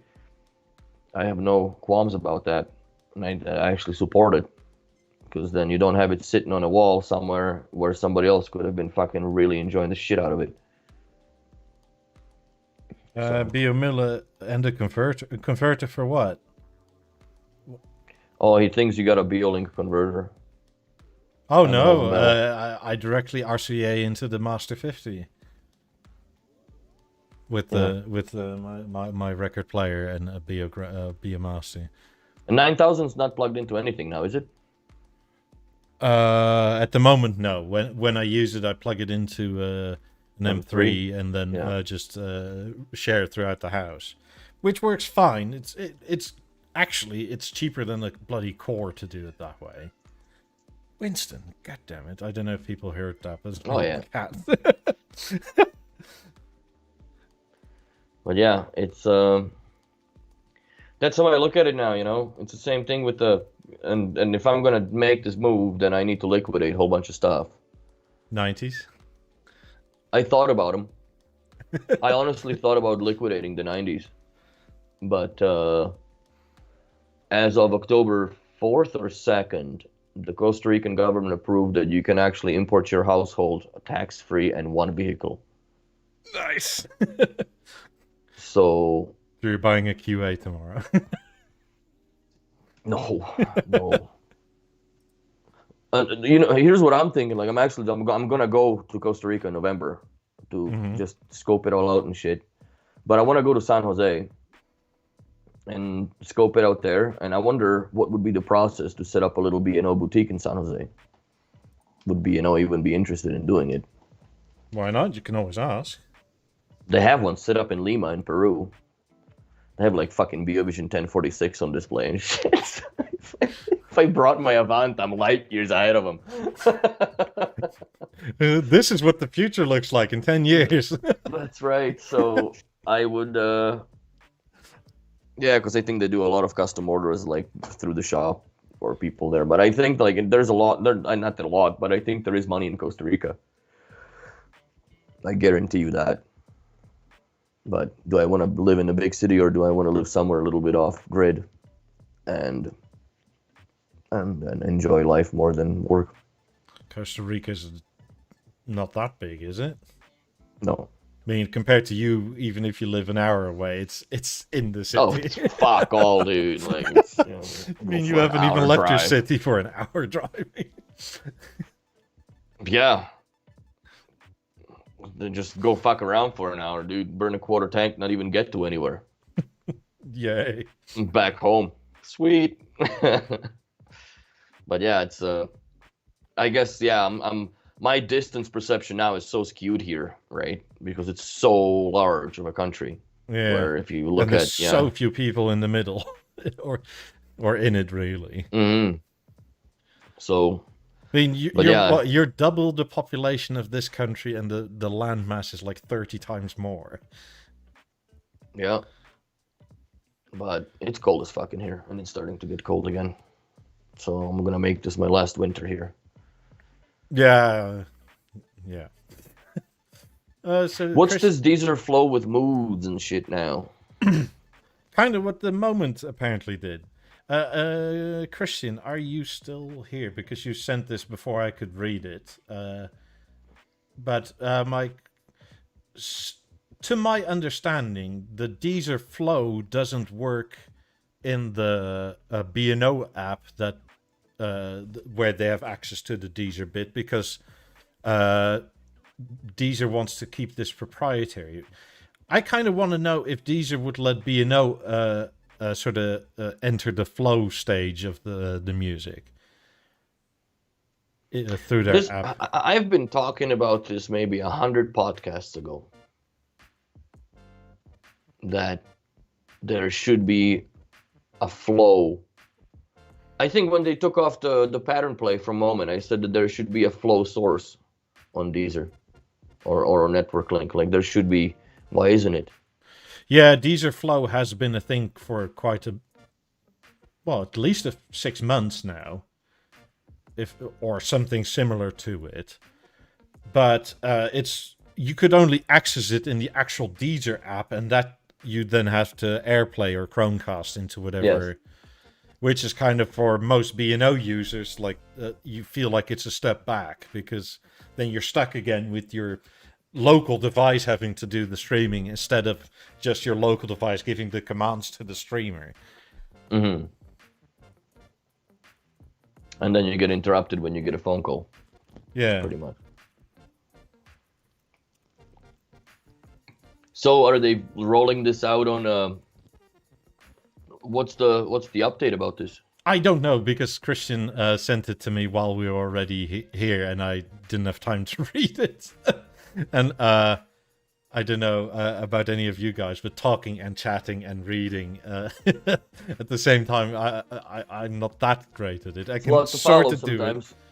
Yeah, it's lots to follow. But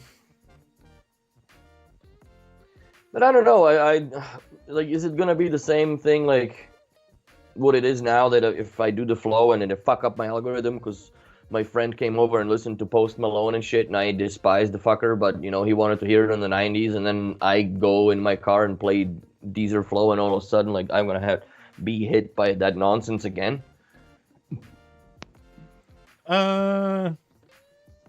Maybe, but you can probably mark it because here it already says our signature feature flow, an infinite mix of your favorite tracks and new recommendations now includes a brand new smart flow moods wheel. We're the only streaming service that lets fans use flow moods as an emotional jukebox to play only mood-based music. So did they take that from the fucking Moment then? It seems like it for sure. Because that's what Moment did, but they did it with Deezer, because they were the first ones to classify all their, I think it was what, 365 moods or 360 moods or whatever the heck it was. Yeah. However, well, if Deezer allows B&O to use this in the B&O app, yes, please. Because that was the whole USP, basically, of the Moment, that you could do this whole flow thing. And, I mean, yes, we're still down on the control bit, but if you can just go on your iPad in the B&O, I don't know, Biosound Super Core or Bio Home Base or whatever the fuck you want to call it, and just click that, that would be great, because then you have basically a Mark II Moment that is a software device mostly. Yes. I wonder how much they will do about it, or how much they will do, but I don't know. I don't. I mean, also B&O has, B&O obviously versus the software back catalog versus Deezer. Like, Deezer knows exactly what people like by now. Like, their analytics on their customers is much more in depth than B&O could probably ever provide. Yeah. I mean, and to your question, if somebody wants to listen to Post Malone or whatever, like, you could just unheart it, so to say. Because there's obviously a difference of putting something in your playlist and hearting it, or just listening to it once. But to this day, there wasn't really a distinguishable difference between it, because if you listen to some shit and then it just came up again. You and me feeling a little frisky. Yeah.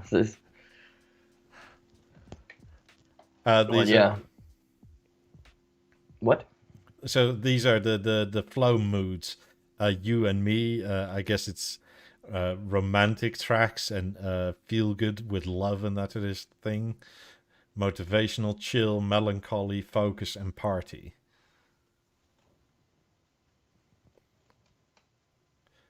I mean, Supersonic's a shame yet again B&O invent something very cool but mess it up, and a little while later someone steals the idea and does it better than B&O. But I don't think they even stole it. I think they just took it because they already had it worked on, because that was with them that they've done it. But isn't that always the risk of being a forerunner in design and tech like this? Of course. Like, there's always the chance, if you're the first one out the door, that you don't do it as well. It's the same argument like smartphones, you know, like, well, Apple was the first one, but, you know, Android also has the same shape. They haven't really they changed anything other than the button layout. Yeah, but Apple kind of wasn't, because we had PDAs for the longest time that you could call with. Apple was the first one that said, like, this pen thing is bullshit, just use your finger. Fair enough, because they were getting lost and such, but they also obviously had... Well, PDAs had a colored screen, too. Yeah. They were capable of all this shit. Yes, exactly. But you had to get the fucking pen out and then sit like a dickhead, like... Tap, tap, tap, tap, tap, tap, tap. Tapping on, like, the X out was like 4 pixels, and... And Apple basically went like, just use your finger, like make the hitboxes bigger.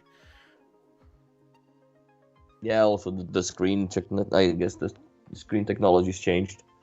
They made it more breakable. And yeah, I mean, now it's a unibody phone.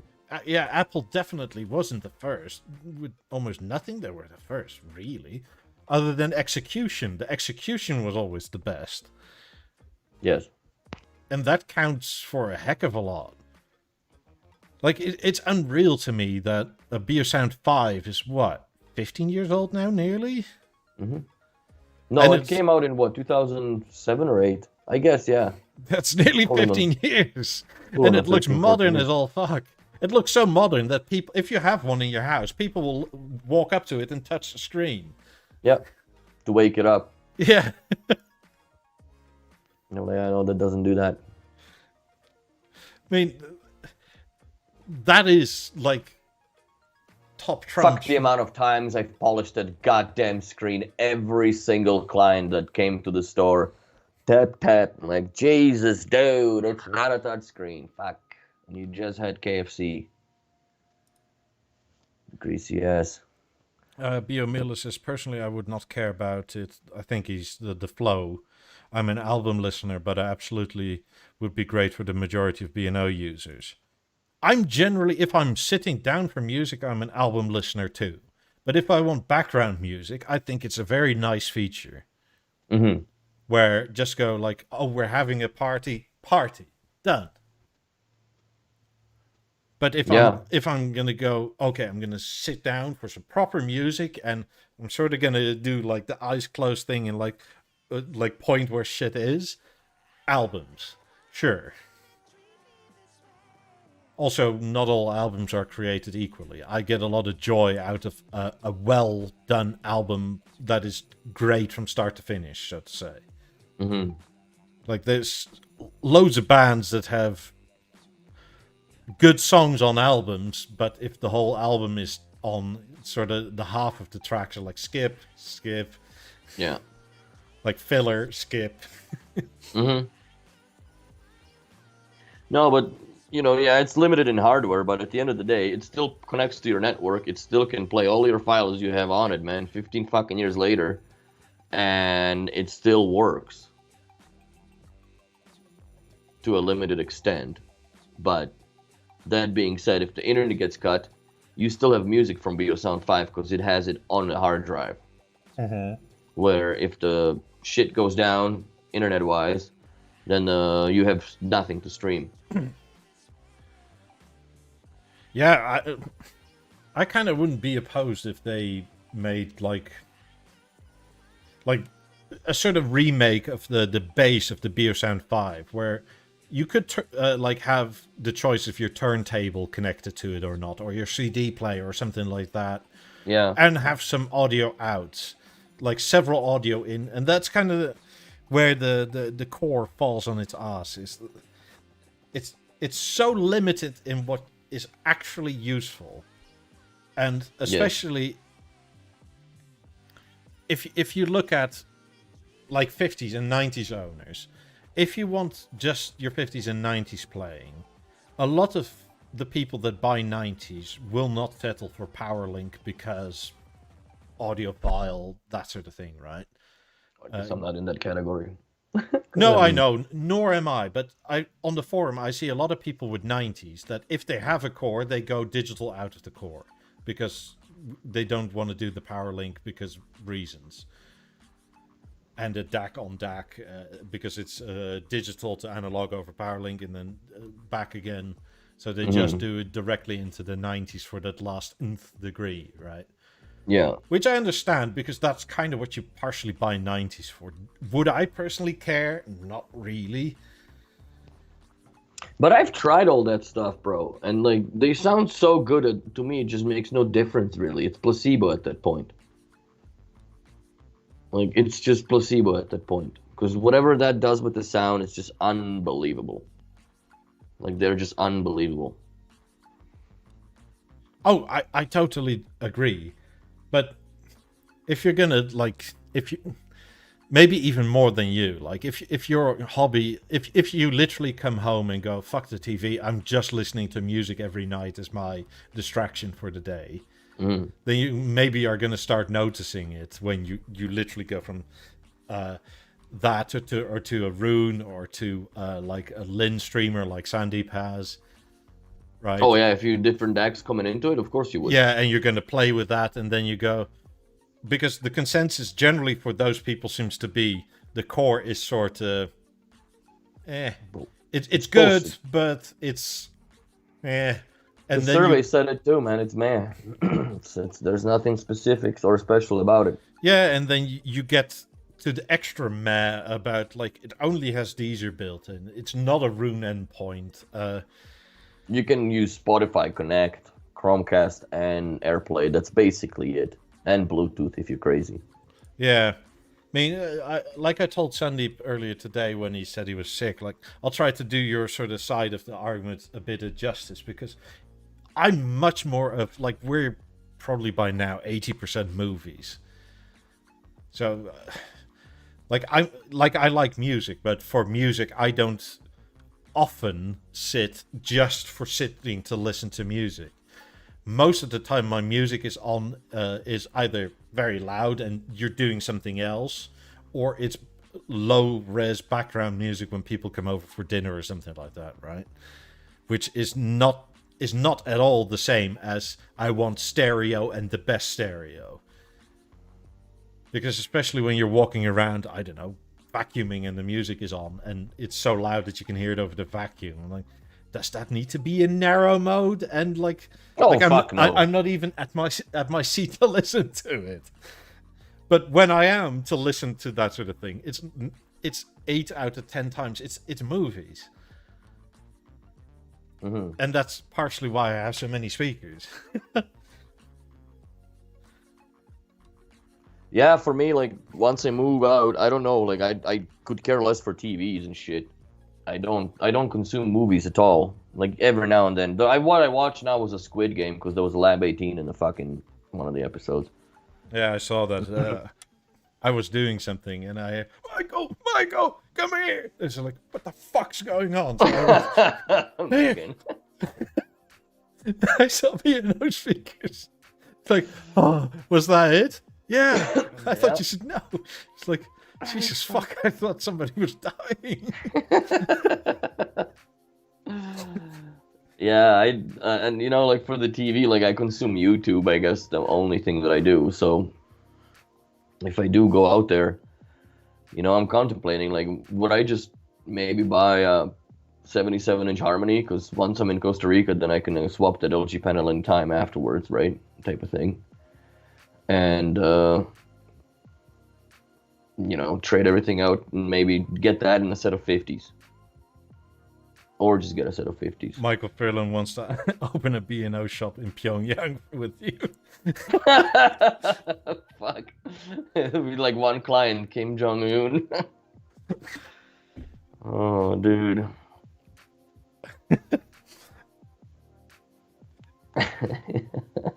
You got fucking couple ABBAs, don't you?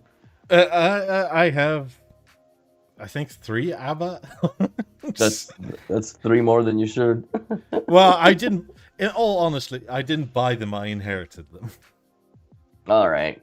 Fortunately, they're also 3 different albums, so it's not the same thing.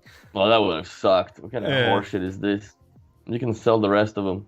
Keep one. I mean, partially the reason why I'm keeping them is because they're original albums of the original press of the day. Oh, like back in the 80s or late 70s, whatever? Yeah, there's still the price tag on it. I think these albums back then were like super expensive, but so before the euro, we paid with guilders in this country.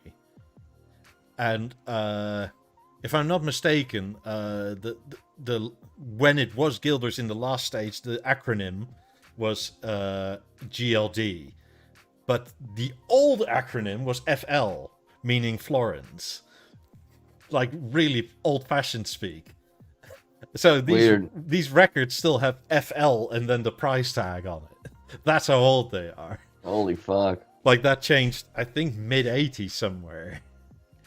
Supersonic, but the promise of swapping an old LG panel, how long will this last? Well, as long as the VESA mount standard stays the same, that's how long that'll be applicable. Because as long as LG and B&O keep playing nice with each other. Yeah, and that too.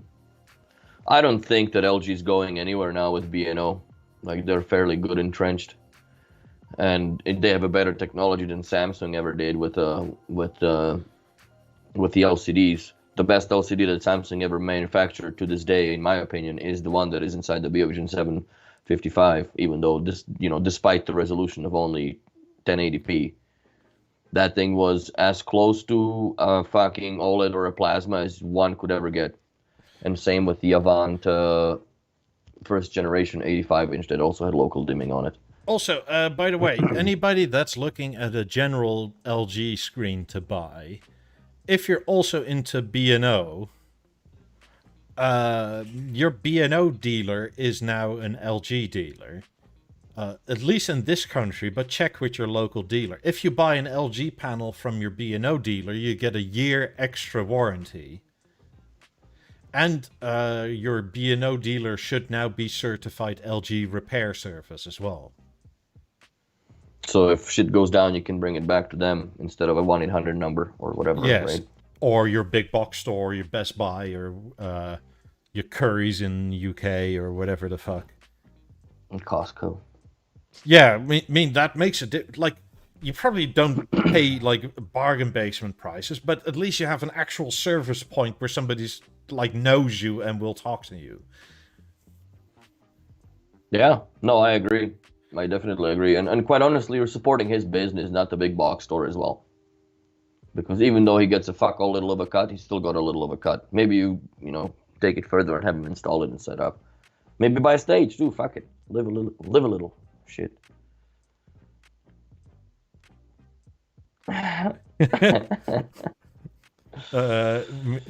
Imagine me dancing to Dancing Queen. The cameras are off.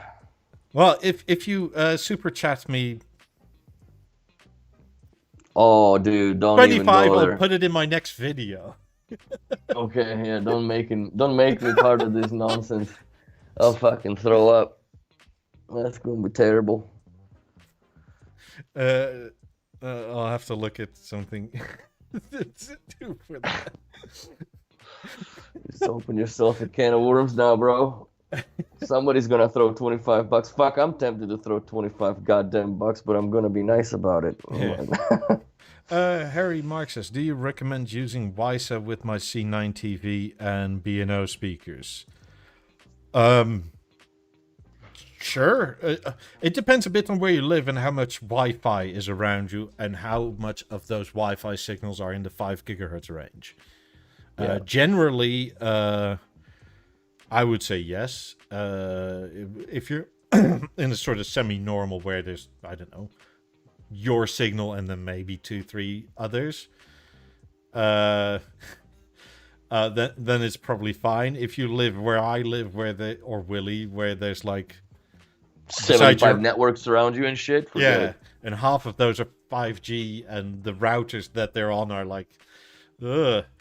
That means they don't adhere to the speckle that well, and you the Apple routers apparently kick the most off now. Yeah, like that's why they get such great range. Because Apple's routers, as far as I'm aware, sort of understand when they were in the testing facility, because they could sort of sense what software testing was done on them. And then be in spec, and then as soon as you put them in your house, it was like, yes, more range. Fuck. Yeah, so that's the problem. Like Mikey's WiSA does drop out. Well, it did before he wired everything up. Yeah. Coming back to Harry's question, one thing though I would say is, if you have an LG TV, probably one of the things to know is the LG WiSA sticks, like the USB sticks you put in the back. You have a 2.1 version and I think it's a 5.1, because you have two different WiSA sticks. Yeah. As far as I'm aware, you have to fill all channels to make it work. So if you have the 2.1 Weiser stick, you need left, right, sub. Or anything dedicated as sub. Because it won't work otherwise. Yes, because then it goes like, I don't know what to do, I don't know where to send this, so I'm stopping the whole transmission, weirdly. I'm not entirely 100% confident that's what happens, but I've heard that story several times now. So it's one of those things to know. Can you not change it in the menu, though? Like, once it plugs in? No, I even heard that somebody bought the 5.1 and didn't have the center channel, so... Yeah, no. Just nothing worked. Fuck me, I would be pissed. Yeah, there's other companies that make... what's this... It's like, it looks a bit like a core, but slimmer. It's USB and it's magnetic, so you can slap it on the back of the screen.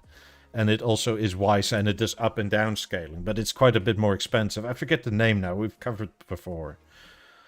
Wise.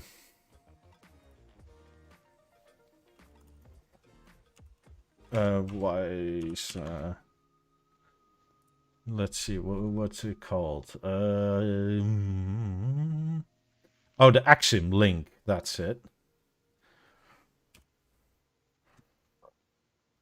I've dabbled with those things. My dealers, I think, sells them as well. Supposedly they work decently, but again, I haven't personally tried them, so I can't vouch for it. But it goes up to 7.1, and you can tune your speakers and that sort of thing. And it'll also up and down mix to left and right if you don't have a center. Which is kind of nice. Mm-hmm.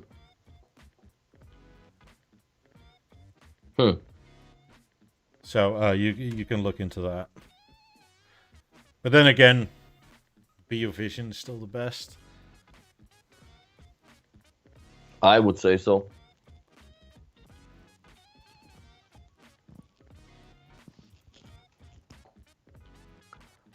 Yeah. Michael Fillons asks, how much non-B&O can a dealer sell? A lot. Because all of this is solutions for B&O's main business, which is speakers. Workarounds. Yeah. But no, like you can... We sold a lot of non-B&O as well. We sold a lot of fucking third-party speakers as well. I never did because I fucking hate that shit. But Scott, when I worked with him, like, yeah, we slung whole kinds of clear audio turntables and whatever, like $70,000 turntable for fuck's sakes. Why not sell it?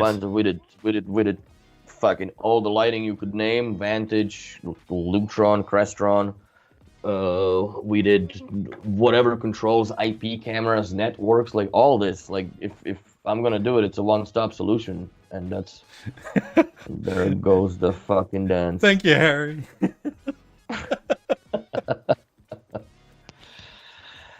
But yeah, so that's the whole thing. I fucking forgot because you're just gonna have to do this deal now.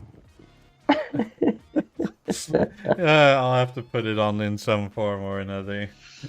Gonna have to be a video. I lost the bet. That's fucking hilarious. See, you play with fire, you're gonna get burned, bro. Nice, and it's still dancing there too. Stuart has some rules,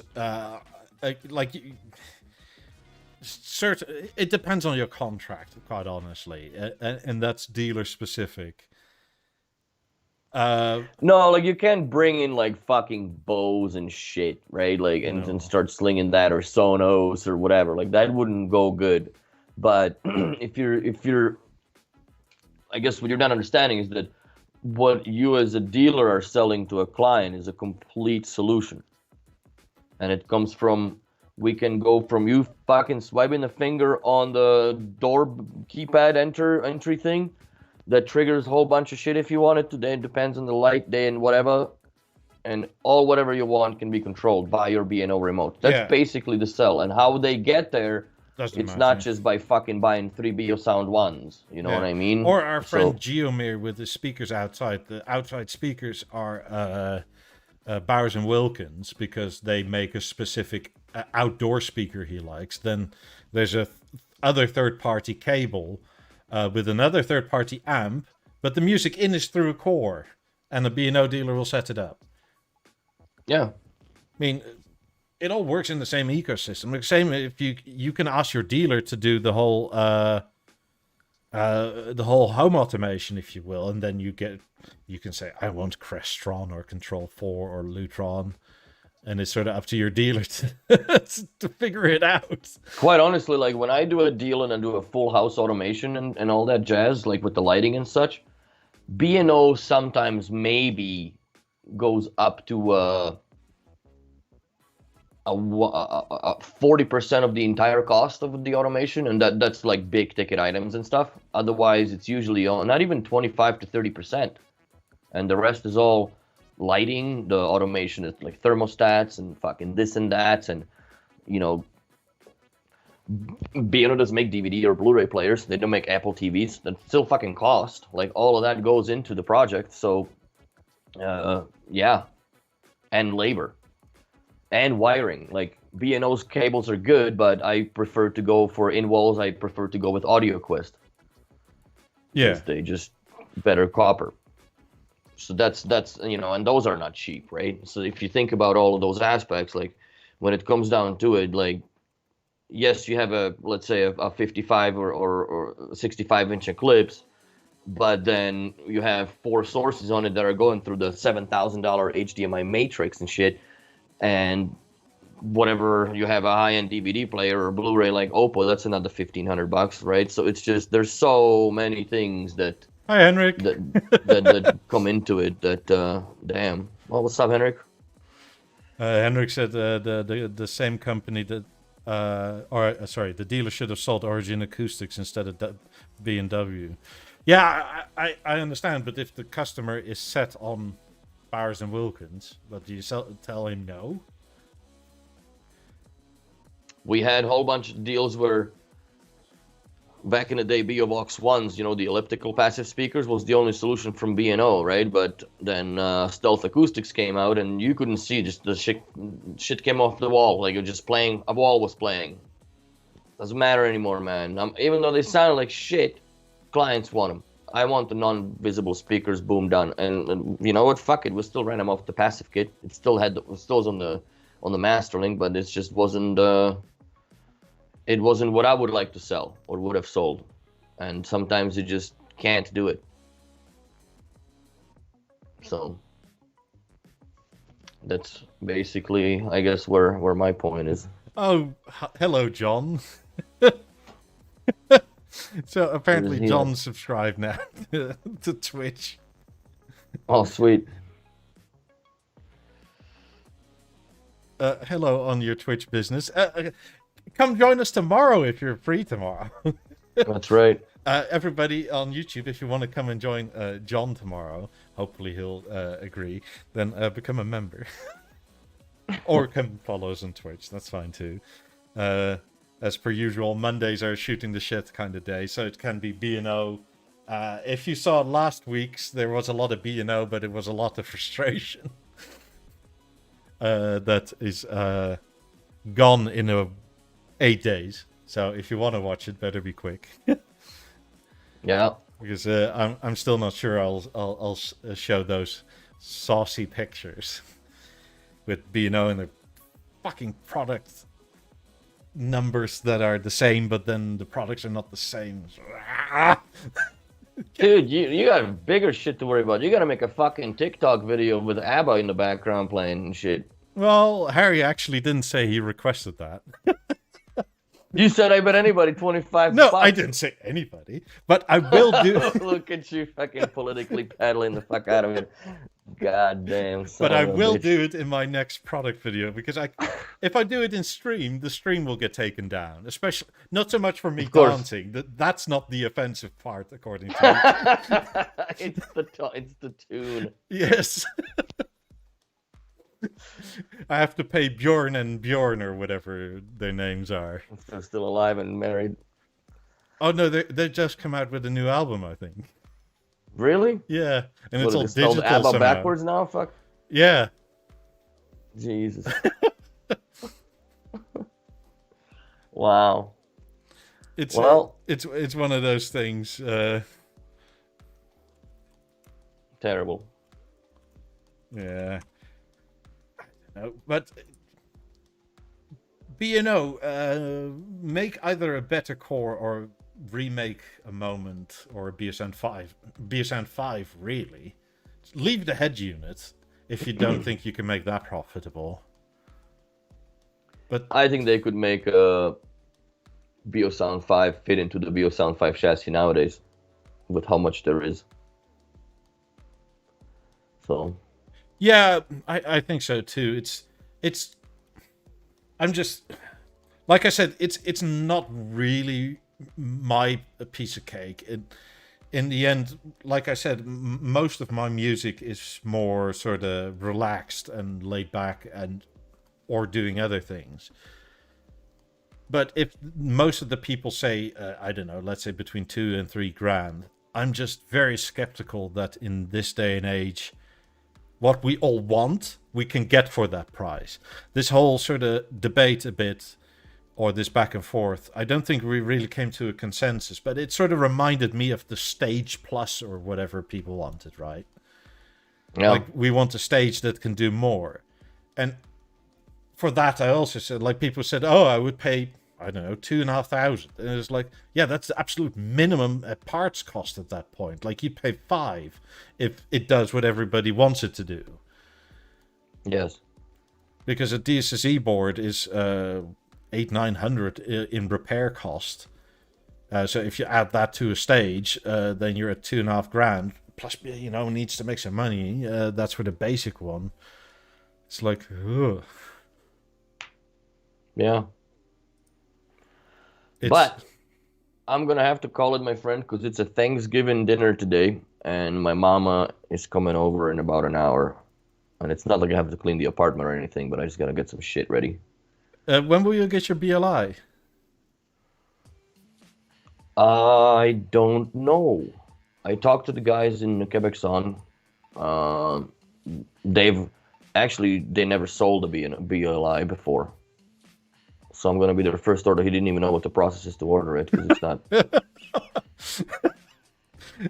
And I'm because you need to make a video with Henrik at that point. Yeah, we will do that. I just need to fucking get my hands on one of them, right? Because that's just what it said with Canada. Like, even the Vancouver shop, the first BLI that they've sold was to me. They don't do them. Like, they just don't do. I don't know. I don't understand that. Well, on the closure of tonight, Stage Berluti edition with surround and power link. Yes! Fuck off. So this will be a product that's like 15 grand. That's right. Oh, because my Lord. The buttons will be Berluti leather, and the rest is just regular stuff. Oh, dude, if they wrapped that whole frame in Berluti leather, that thing would have been like $30,000. I swear to God. Yeah. Terrible news. It's actually kind of, looking back at that, the H95s are more silly than the Harmony, because at least with the Harmony you get like half a cow on each wing, right? That's pristine. And on the H95s you get just on the top side, not even there, not even the ear cushions, nothing. Nothing, just that strip. That's silly. Like, That's silly. €400 more. Yeah. But yeah, Lawrence, I don't know. Like, the D11 is on the way as far as the Caterpillar ordered the Lego set. But I honestly, at this stage and point, based on my decision on what to do with my life next, I don't think I'll be building it in this country. So it might be a few weeks or months, I guess, till I get to actually enjoy that build. I bought 80 Lego boulders that are sitting. The whole truck is full now, so I got shit to push around. It's gonna be fun times. That'll take a while. Yeah. Anyway, on that note, I'm gonna call it for tonight. If you want to join tomorrow on YouTube, become a YouTube member. If you want to come and join us on Twitch, join us on Twitch, and then follow us. And if you have an Amazon Prime account, you get one free subscribe thing Very much appreciated. Thank you, Don. Thank you, Harry. Like and subscribe. And if you have any more questions, comments, links down below. And See you on the next one. Go and annoy John to come on tomorrow. See you in the next one. Bye. Bye.